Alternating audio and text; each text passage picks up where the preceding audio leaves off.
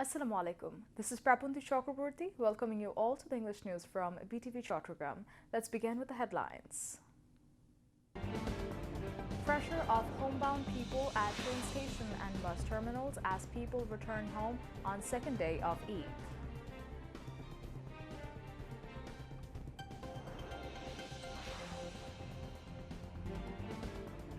Capital streets largely empty as most city residents leave Dhaka for village homes to celebrate Eid with near and dear ones.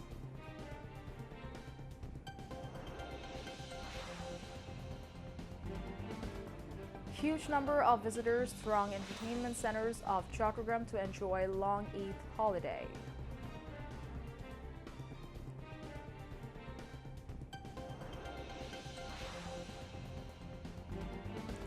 Israeli army orders forced displacement of residents in northern Gaza while it bombards Lebanese capital Beirut, killing at least 4.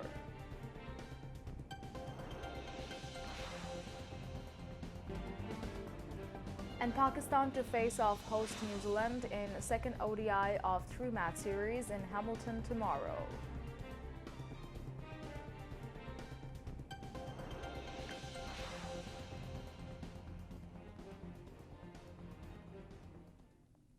Viewers, those were the headlines. Now moving on to the details. On the second day of Eid, the pressure of homebound people was noticed at the train station and bus terminal. Although the bus terminal is crowded, the number of buses is few. Passengers were seen waiting for commuter train tickets at Khobor railway station in the capital. Although the commuter train was overcrowded, the pressure on the intercity train was comparatively less. There was no much passenger pressure on the train returning to Dhaka. The bus terminals are also not less crowded, but there was no allegation of charging extra fare. In addition to the stoppages, passengers are getting onto the bus from different road junctions to catch the home way. The capital streets are now largely empty as most of the city residents left Dhaka for village homes to celebrate Eid al-Fitr with their near and dear ones. As a result, traveling from one place to another in the capital takes much less time than usual. There is no excessive horn of vehicles and the usual crowds. In this peaceful Dhaka, many people are enjoying outings with their families in a relaxed mood. However, public transport drivers claimed that their income was declined due to the reduced number of passengers. Traffic police said that with fewer vehicles on the roads, their workload has also decreased. They also urged the drivers to limit the driving speed as empty streets can lead to increase the risk of accidents. Huge number of visitors have been seen at the entertainment centers of Chattogram to share the joy with their near and dear ones during the long Eid holiday. The joy of Eid becomes more complete through visiting the entertainment centers, so the huge number of Eid holidaymakers are visiting the entertainment spots to make their Eid a meaningful one. Therefore, the Chattogram Zoo and Voice Lake Complex, which are the two main entertainment centers of the city, have been found crowded with Eid celebrants. The visitors, particularly the younger ones, enjoyed seeing the animals including tigers, bears, monkeys, deer, and so on, and passed a joyful time at the zoo. They also enjoyed riding different rides including a bumper car, family roller coaster, pirate ship, Ferris wheel, happy jump, pony adventure, baby dragon, circus train at Concord Amusement Park, and water rides including water pool, a multi-slide at the SeaWorld. The Eid holidaymakers also thronged to Pothinga Beach and Parky Beach at Anawara, Jamboree Park and Cornifoli Children Park at Agrabad to pass their Eid holiday. Many of them also visited the Ethnological Museum, the War Cemetery, and other places of their choices to make their Eid holiday meaningful. Now, international news. Israel's army ordered forced displacement of residents from Beit Hanun, Beit Lahia, and the neighborhoods of Sheikh Zayed, al-Manshia and Tal al-Zattar in northern Gaza. Israeli forces bombarded the Lebanese capital Beirut for a second time in a week, killing at least 4 people and endangering the ceasefire with Hezbollah.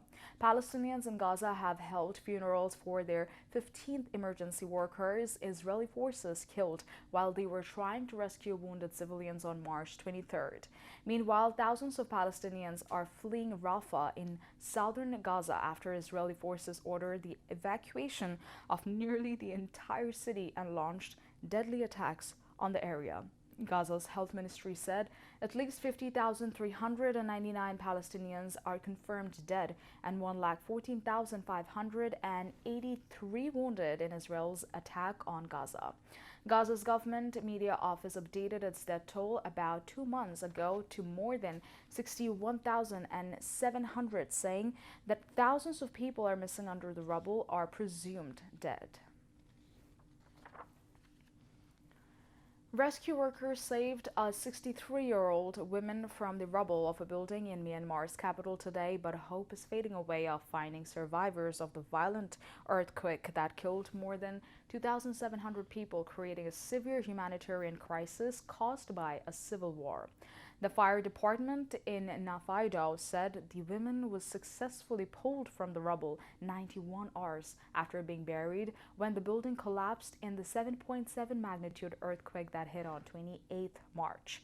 The head of Myanmar's military government, Senior General Min Aung Hlaing, told a forum in Naypyidaw that 2,719 people have now been found dead, with 4,521 others injured and 441 missing. These figures are widely expected to rise, but the earthquake that hit a wide swathe of the country left many areas without power, telephone, or cell connections and damaged roads and bridges, leaving extremely devastated areas hard to access. Myanmar's military government has declared a week of national mourning and observed a moment of silence today. Meanwhile, in neighboring Thailand, 20 people are known to have died and thousands have been evacuated from cracked buildings in Bangkok. Rescuers in both countries are still struggling for survivors through hopes are fading as the critical window from the first 72 hours of the quake has passed. Despite the destruction, reports suggest that countries' military leaders are still carrying out airstrikes against pro-democracy rebel groups. SpaceX on Monday launched its latest mission for paying customers. This time, a Crew Dragon spacecraft is carrying out a cryptocurrency billionaire and 3 guests on a days-long trip that will orbit directly above Earth's north and south poles, a feat never attempted before. The mission, called FRAM-2, launched from SpaceX facilities at NASA's Kennedy Space Center in Florida, lifted off around 9:46 p.m. Spearheading and from FRAM-2 mission is Malta resident Chung Wang, who made his fortune running Bitcoin mining operation and paid SpaceX an undisclosed sum of money for this trip. Joining him, a trio of other polar exploration enthusiasts: Norwegian film director Jacqueline Mullison, Germany-based robotics researcher Rabebe Roger, and Australian adventurer Eric Phillips. After taking off from Florida, SpaceX Falcon 9 rocket has to be fly south, tracing a path that no human spaceflight mission has ever traveled. Now, sports news. Cricket. Pakistan will face off host New Zealand in the second ODI of the 3-match series in Hamilton tomorrow.